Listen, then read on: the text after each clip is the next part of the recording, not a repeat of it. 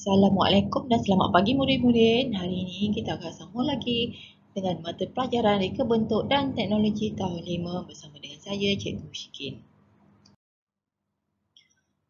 Hari ini kita akan sambung lagi tajuk unit yang ketiga, reka bentuk pengaturcaraan, asas reka bentuk pengaturcaraan.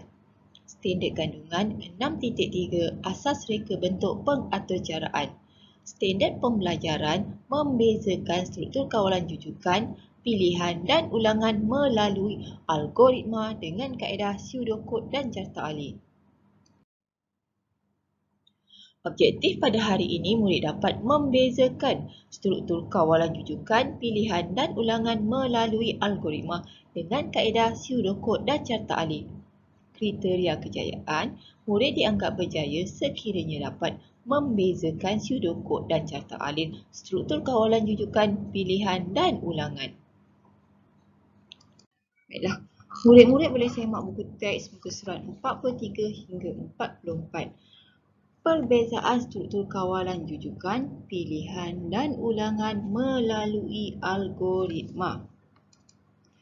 Perkataan jika atau if dalam bahasa Inggeris digunakan pada struktur kawalan pilihan untuk menunjukkan adanya pilihan lain. Jika kamu tengok dalam tu ada kata jika atau if, ia merupakan struktur kawalan pilihan. Perkataan selagi atau while dalam bahasa Inggeris pada struktur kawalan ulangan pula digunakan untuk menunjukkan keadaan berulang-ulang sehingga arahan dipenuhi. Itu perbezaan dia. Selagi ia, kalau ada kata selagi atau while, ia merupakan struktur kawalan ulangan. Tetapi kalau ada perkataan jika atau if, ia merupakan struktur kawalan pilihan.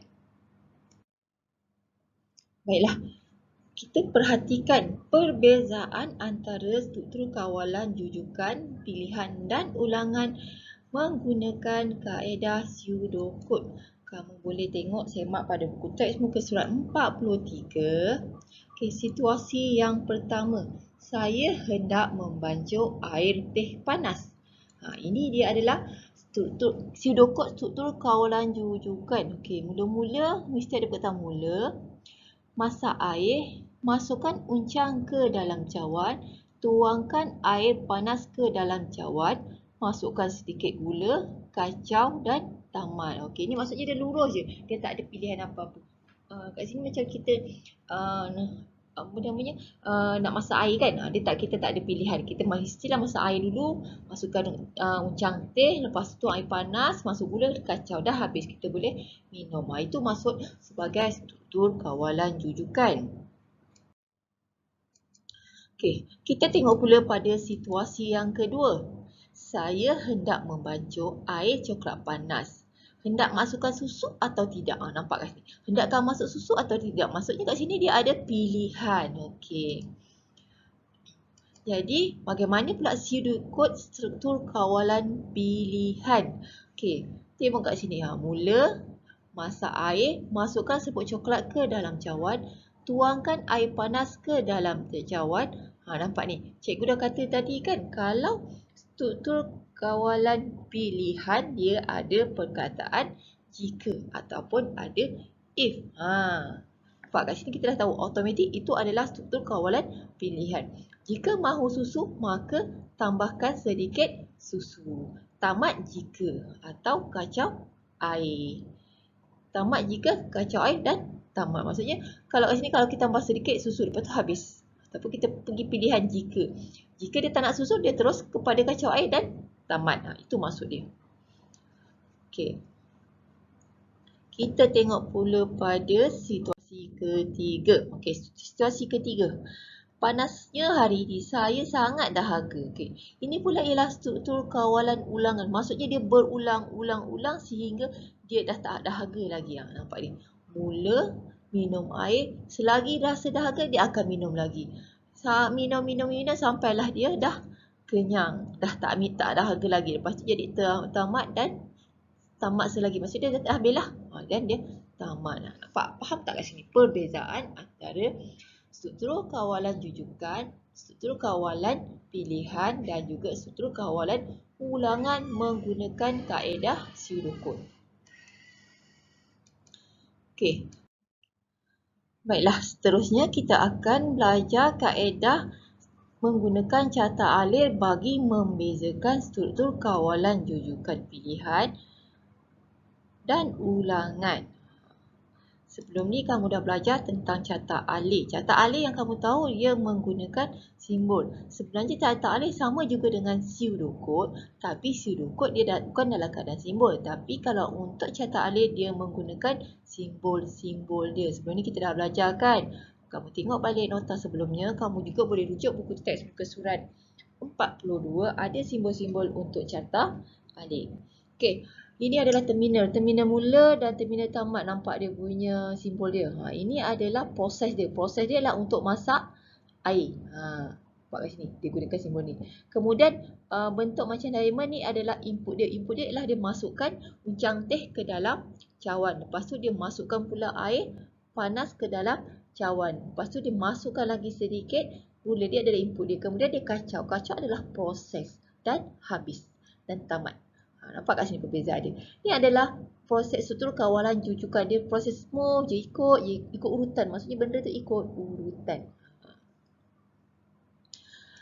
Ini pula ialah struktur kawalan pilihan. Pilihan ni macam kita ada pilih. Kan? Tadi kamu dah belajar tentang bentuk pseudocode. Jadi ini dalam bentuk carta alir. Sama juga macam jujukan. Dia guna simbol dia. Cuma yang membezakan. Okay, tadi kan kita dah baca di situasi yang kedua kan. Situasi kedua ialah saya hendak membasuh air coklat panas. Hendak masukkan susu atau tidak. Nampak? Mula masukkan serbuk coklat ke dalam cawan. Tuang air panas ke dalam cawan. Mahu susu. Kalau mahu susu, ya masukkan sedikit susu. Lepas tu pergi ke, dah masuk sedikit susu, dia akan terus turun ke bawah dan kacau air. Tapi kalau dia tak nak susu, tidak terus pergi ke kacau air. Maksudnya dia ada pilihan. Dia nak susu atau tidak. Lepas tu tamat. Itu adalah struktur kawalan. Dia ada pilihan. Ya atau tidak. Nampak kat sini? Ni proses dia kat sini. Ni menunjukkan dia ada pilihan. Seterusnya ialah struktur kawalan ulangan. Tadi kita tengok pada situasi yang ketiga. Padasnya hari ini saya sangat dahaga. Jadi kat sini nampak ni. Mula minum. Pada minum masih lagi dahaga. Ya, dia minum lagi. Proses ni balik. Lepas tu masih dahaga lagi. Ya, minum lagi. Dan proses. Tapi kalau dia kata, okey dah dia minum dah tak dahaga. Dia tidak terus turun ke bawah. Dan tamat. Ini adalah kaedah struktur kawalan ulangan. Dia berulang sehingga dia dah tak dahaga. Itu perbezaan antara struktur kawalan jujukan, struktur kawalan pilihan dan struktur kawalan ulangan menggunakan kaedah carta alir.